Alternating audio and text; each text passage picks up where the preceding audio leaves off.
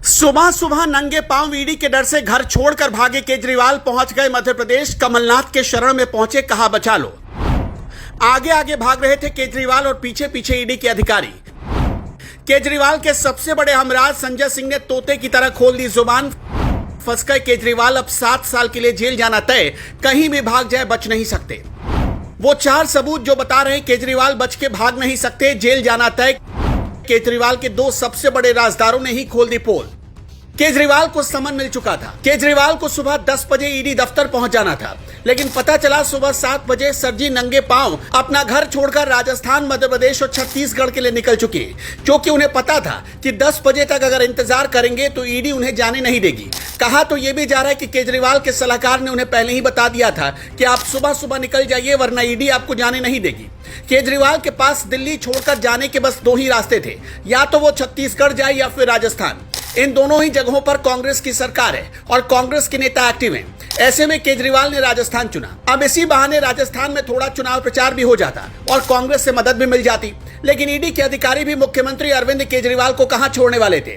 केजरीवाल आगे आगे तो ईडी के अधिकारी पीछे पीछे राजस्थान पहुंच गए। मीडिया रिपोर्ट्स में दावा किया गया कि ईडी के अधिकारी राजस्थान पहुंच चुके हैं और केजरीवाल की रैली पर उनकी नजर है। केजरीवाल का बचना अब मुश्किल नजर आ रहा है। दिल्ली से लेकर राजस्थान तक पूरी घेराबंदी हो गई, लेकिन कभी आपने सोचा कि केजरीवाल पर अब क्यों हाथ डाला जा रहा है, जबकि शराब घोटाले की जांच तो पिछले 1.5 सालों से चल रही है। तो चलिए अब आपको यह भी समझा देते हैं। केजरीवाल कोई छोटे मोटे नेता नहीं है, संजय सिंह की तरह कोई सांसद भी नहीं है, कोई विधायक भी नहीं है। वो एक स्टेट के मुख्यमंत्री हैं, वो भी राजधानी दिल्ली के। ईडी ने ऐसे ही अरविंद केजरीवाल पर हाथ नहीं डाला। इससे पहले भी ईडी ने अरविंद केजरीवाल से पूछताछ की थी, लेकिन तब ईडी के अधिकारी उनके घर पर पहुंचे थे और वहां जाकर पूछताछ की थी, दफ्तर में नहीं बुलाया था।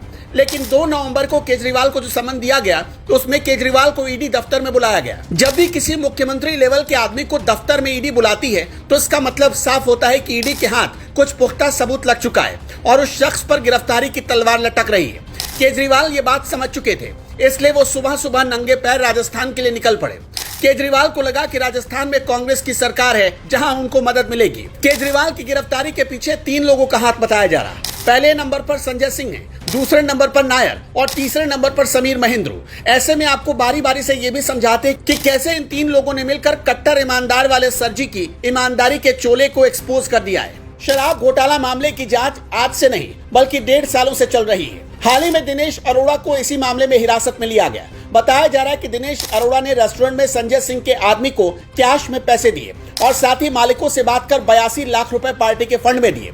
कैश पैसा तो संजय सिंह के पास गया, लेकिन 82 लाख रुपए का चेक केजरीवाल के पास गया। हालांकि केजरीवाल ने इसे डायरेक्ट नहीं लिया, इस चेक को पकड़ा था पूर्व डिप्टी सीएम मनीष सिसोदिया ने। पर उस वक्त अरविंद केजरीवाल वहां मौजूद थे। लेकिन पार्टी फंड में पैसा जाने का एक सीधा मतलब यह भी होता है कि पैसा अरविंद केजरीवाल के पास जा रहा है और वही इसके मालिक हैं। अब आते हैं समीर महेंद्र पर। पिछले साल जनवरी में दिल्ली की एक अदालत में दायर शिकायत में एजेंसी ने कहा था कि केजरीवाल ने मुख्य आरोपियों में से एक समीर महेंद्र के साथ वीडियो कॉल पर बातचीत की थी और उनसे विजय नायर के साथ काम जारी रखने को कहा था। अब आपको बताते हैं कि विजय नायर कौन है। विजय नायर आम आदमी पार्टी के संचार प्रभारी हैं। इस मामले में वो खुद आरोपी हैं। एजेंसी के मुताबिक अरविंद केजरीवाल ने वीडियो कॉल पर विजय नायर को अपना आदमी बताया। समीर महेंद्र एक बड़ा शराब कारोबारी है। Sameer Mahendra Indo spirit group का मैनेजिंग डायरेक्टर है और इस कंपनी को साल 2006 में समीर महेंद्र ने ही शुरू किया था। कंपनी का हेडक्वार्टर दिल्ली में। इंडो स्पिरिट को भारत में शराब और पेय पदार्थों का प्रमुख आयात और वितरक के रूप में पहचाना जाता है। यानी समीर महेंद्र की कंपनी बाहर से शराब लाती है और देश में बेचती है। समीर महेंद्र का पहले से ही विवादों से पुराना नाता रहा है। दिल्ली की आबकारी नीति मामले में ईडी ने सितंबर 2022 में समीर महेंद्र को गिरफ्तार किया था।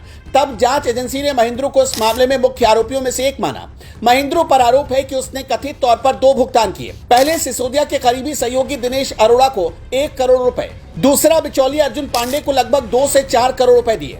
एजेंसी का दावा है कि पांडे ने विजय नायर के कहने पर रुपए की वसूली की थी।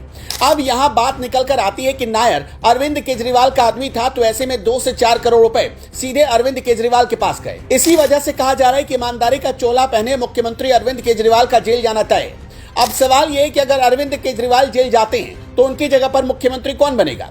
केजरीवाल के सामने सबसे बड़ी मुश्किल यह है कि अरविंद केजरीवाल का दाहिना और बायां हाथ माने जाने वाले मनीष सिसोदिया और संजय सिंह दोनों ही जेल में हैं। ऐसे में आम आदमी पार्टी के पास अरविंद केजरीवाल की जगह लेने वाले नेताओं के रूप में कुछ ज्यादा विकल्प नहीं बचे। अप्रैल 2023 में जब ईडी ने पूछताछ के लिए अरविंद केजरीवाल को तलब किया था, बताते हैं तब अरविंद केजरीवाल की जगह लेने को लेकर गोपाल राय और संजय सिंह के नाम पर गंभीरता से विचार हुआ। अब संजय सिंह जेल में, ऐसे में गोपाल राय ही एकमात्र विकल्प बचते हैं। काफी राय मशवरा करने के बाद गोपाल राय का नाम एक भरोसेमंद और मजबूत दावेदार के रूप में उभर कर सामने आया है। गोपाल राय रामलीला आंदोलन के जमाने से ही अरविंद केजरीवाल के साथ कदम से कदम पर बने हुए हैं। वो दिल्ली आम आदमी पार्टी के संयोजक होने के साथ साथ पार्टी के पावरफुल पॉलिटिक्स अफेयर्स कमेटी के सदस्य भी हैं। गोपाल राय के अलावा अन्य दावेदारों में रामनिवास गोयल और मंत्री आतिशी का नाम भी चर्चा में है। अब ये हो गई मुख्यमंत्री की बात। अब बात करते हैं कि आम आदमी पार्टी का राष्ट्रीय संयोजक किसको बनाया जाएगा।